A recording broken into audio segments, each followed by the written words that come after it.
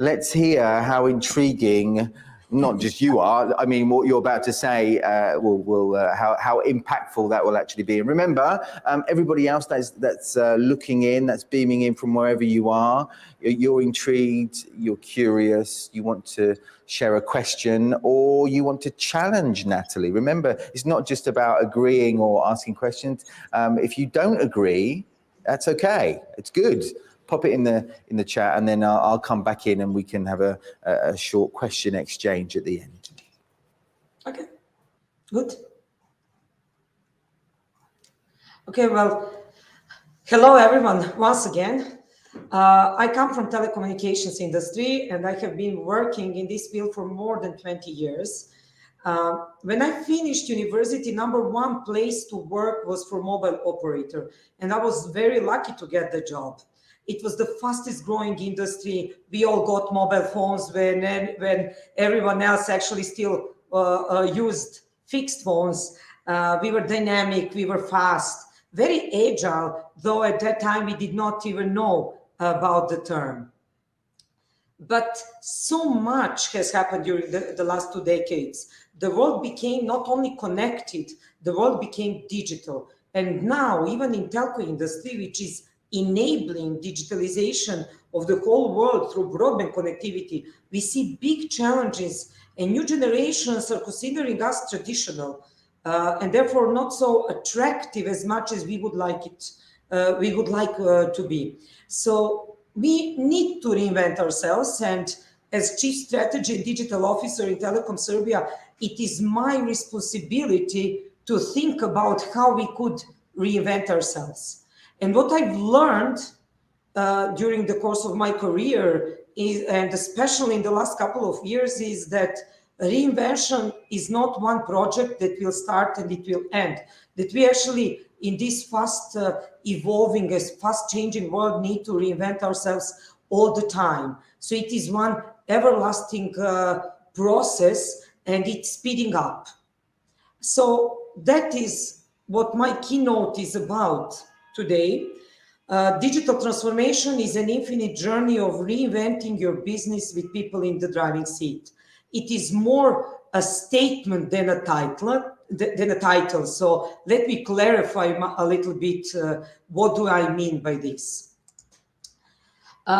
In the law of accelerating returns, Ray Kurzweil did the math and found that we are going to experience 20,000 years of technological change over the next 100 years. That basically means that we will go twice from birth of agriculture to birth of internet. And it's absolutely mind-blowing, it's paradigm shifting, it's game-changing, it's disruptive innovation happening all the time. And it is maybe a little scary to think about it, but that is what we need to think, and we need to address this change that is happening. Okay, I have here something that will probably not work. Doesn't matter. So if the world is changing so fast, that means also that the changes are not anymore constant. We are talking about constant changes in the last 10 years. But now we need to start thinking and talking about constant changes that are accelerating, because what is happening is that different technologies that are changing very fast and are changing exponentially are now coming together, and they are boosting each other. So we are having acceleration of acceleration due to this convergence of different technologies. So computers are building smarter computers, and that creates the world of endless opportunities, very, very complex world, the world in which we are living in, but it is the world of endless opportunities, and that means that everything is possible. When I say everything is possible, that means that, for instance, flying cars that we used to watch in science fiction movies are actually reality now. In US next year, we will probably see first commercial applications of flying vehicles in a taxi business or some ride-sharing business. So it's not anymore impossible. And what is going to come is even more exciting. But if that is where world is going, are we ready as individuals, and are our organizations capable of running at that pace? That is the question which we need to ask ourselves, and especially if we are leaders in organizations, we really need to think, to spend the most of our time thinking about this and trying to find ways how to address this fast changing world. So I will elaborate a little bit on this. Let's talk about local linear versus global exponential. A human brain has evolved in the environment which was local and linear. When we say local, that means that people interacted with what was the one day around them, one day walking away. One day walking away. And linear, because changes happen slowly.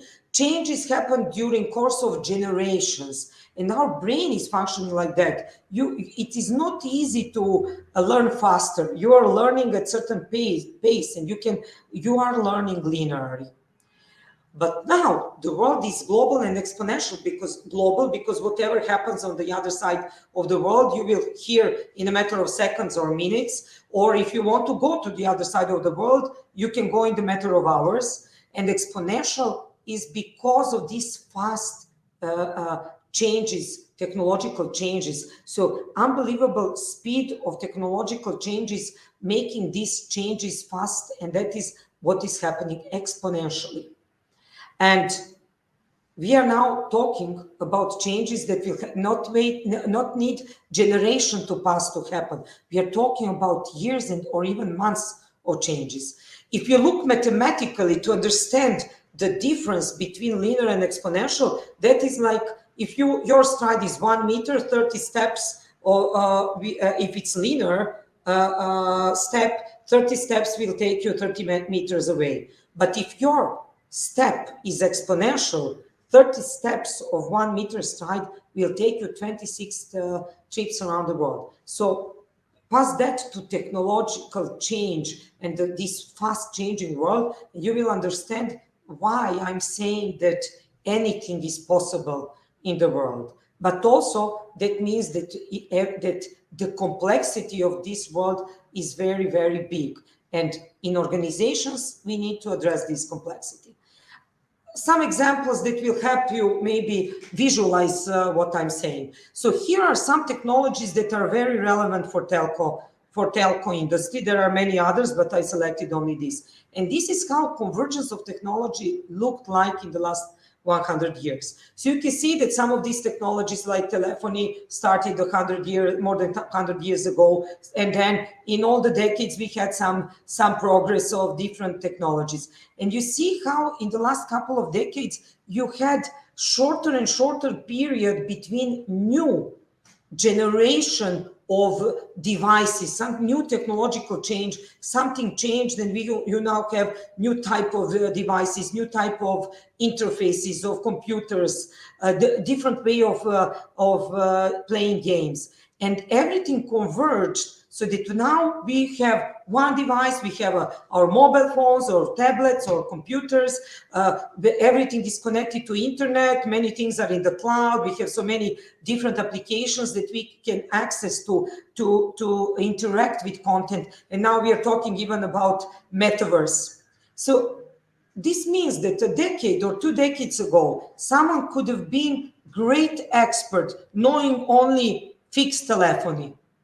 But now, even in telco industry, someone who works in our company needs to understand all these technologies that are in the slide and needs to understand how this works on some high level. Of course, the tech people will know a little bit more details, but even customer care agents or sales agents need to know and understand a lot of these technologies in order to be able to do their job properly. So the world has become more complex, but it is not the end. The complexity is speeding up. So what are we going to do? That is one big question. A few more examples really from my experience. Like 10 years ago, we already started talking about digital transformation. But when we talked about digital transformation in telco industry, we usually refer to some IT project. And when we needed to change, for instance, billing system or CRM system. And we know the definition of project is that it will have a beginning and it will have an end. So we could plan the time, the resources, money, competencies, and some projects lasted a little bit longer, some were successful, some were not successful. But let's say that most of them finished successfully. And when you finish change of some system, then you felt like you did such a great job that for the next 5 to 7 years you did not need to think about big change of that system, and business will have great opportunity and capabilities to do whatever they need in order to create new services and products. But today things are totally different.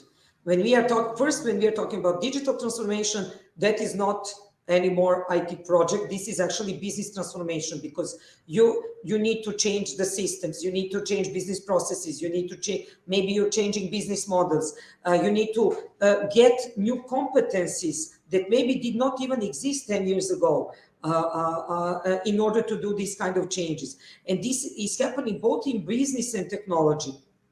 So you're having new generation of employees in your workforce who are digital natives and have completely different approach and requirements from a job compared to previous generations. And in company in Telekom Srbia, for example, that means that you have employees ranging from baby boomers to Generation Z.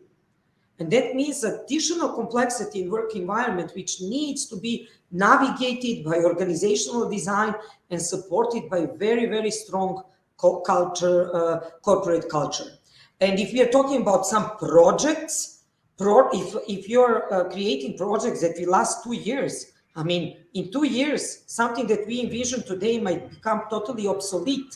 So it might not be relevant anymore. And that is something that we need to take into account. We need to learn how to do smaller things faster so that we can be aligned with what the market environment and customers need. And that is why digital transformation now is not anymore IT projects. It's not a project at all. We cannot think about it as a project. We have to think about digital transformation as one continuous process. And as the world is changing so fast, we have to embrace this digital transformation as an infinite journey in order to ensure sustainability and business growth. So this is something that will not stop. We are in a situation now that we need to be in continuous transformation of our companies. Call it just transformation, business transformation, digital transformation. It doesn't matter. Important is that you have to understand that this is one infinite process. Okay, so what does this mean then for organizations and how to cope with this? Is it even possible to address this kind of changes fast enough? There is no formula. I cannot give you an answer. I will offer you some of my thoughts about this. But one thing that I know for sure is that HR has to stop being transactional. It has to stop being treated in the companies as cost center. HR people need to come to the front line and be part of the business and part of value creation process. I really believe that this is mandatory, and I will explain you further why. So my personal belief is that the most important trait in digital world full of uncertainty is the speed of adaptation. And that our success and answer to all of these previous questions and this uncertainty and changes that I mentioned before will depend on our speed of adaptations. We are adaptable species, and evolution showed that, and we know that. But what we are facing as individuals, as humanity, and that is as individuals and also then within corporations, within organizations, is the challenge that we've never faced before. And that is that we need to increase the speed of our adaptability. So some changes lasted for thousands or hundreds of years or decades. And now changes of system technologies, business models, or customer requirements are happening even on yearly and monthly level. So we need to be much faster. We need to increase the speed of adaptation. And HR needs to anticipate these changes happening. And it cannot do that if they are not part of value creation process where they can do this anticipation. They need then to align all the practices in the organization and to support organization to fastly adapt to those changes, both in terms of processes, competencies, culture, way of working, organizational design, even introducing new technologies. Introducing some new technology is a huge challenge for any organization, even for telco companies, because it transcends to other parts of organization, not only to technical people and technical competencies. And what is even more important, when you change some system, you usually change some processes, and then you need to have a change agent that will support the organization to adopt these changes. Now we need to think about HR, and HR needs to take the role of a continuous change agents and advocates of culture of constant change and adaptability. That is why they need to be there in value creation process, and they need to continuously work on this. To quote Simon Sinek, no one can predict the next global pandemic, economic crisis, the first zombie apocalypse, but we can learn how to continually prepare ourselves, our teams, and our organizations for the unknown. So HR is the one that needs to support the whole organization in creating this kind of environment in which change is welcomed and easily embraced without fear or stress, and with optimistic view on what change can bring. So how to do it? I mean, it's a huge task, and it's certainly not easy to do it.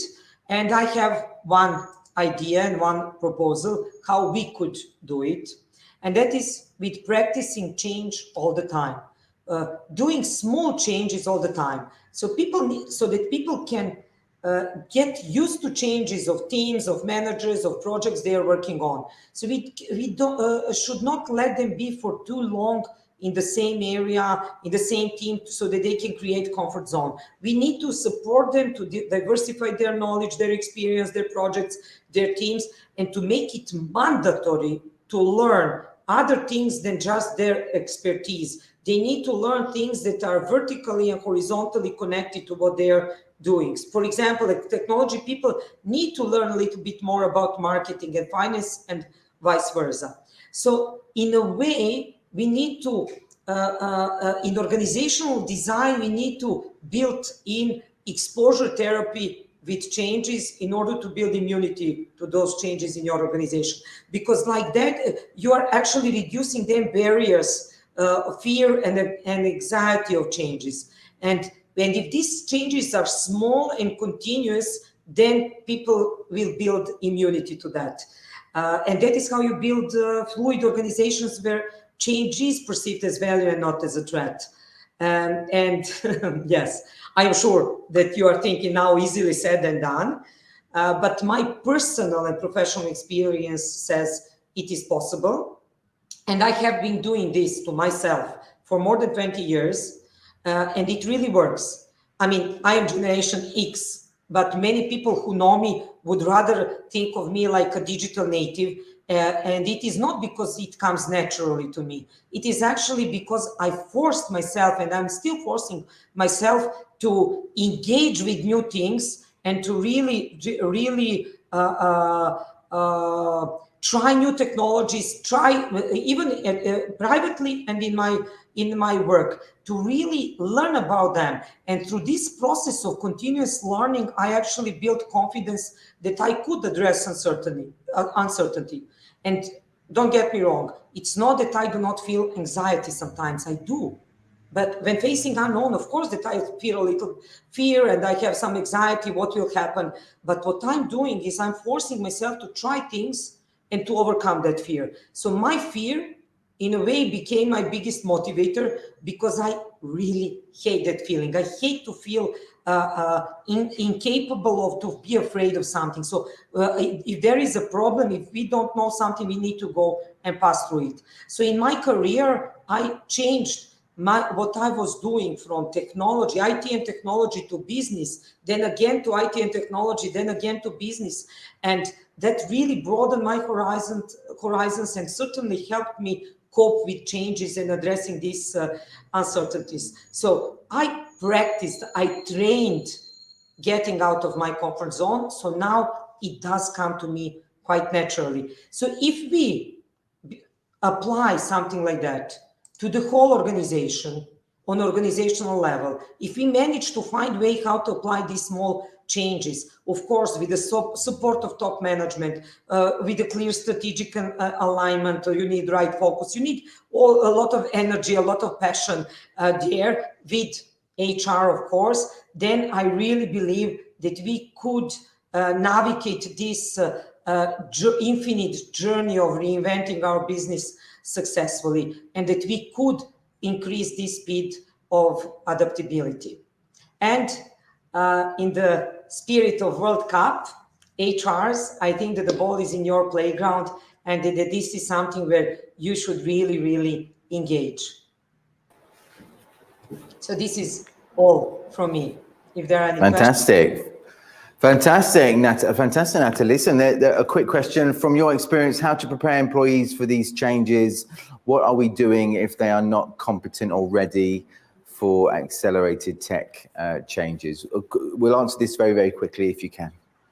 Well, you know, reskilling is possible and upskilling is possible, but not everyone can do it. You just need to understand, it is not something that you could do in every area with every employee, but you really need to think about how they will fit and with their current competencies and what is their next step. And you need to push them a little bit. You know, it's not on voluntary basis. That is what I want to pass as a message. We need to create an environment in which this will be something that is in a way mandatory, and it will help employees. So I think that we need to have programs for this, and we need to push our employees to engage with this. And this is something, and it will be from small changes on putting them part of the time working in different teams with different technologies, you know, and not only technologies, but on different projects. But we need to expose them to other things, not keep them in some siloed organization, which is still very present in many companies. Natali, that's where we're going to kind of finish off with this session right now.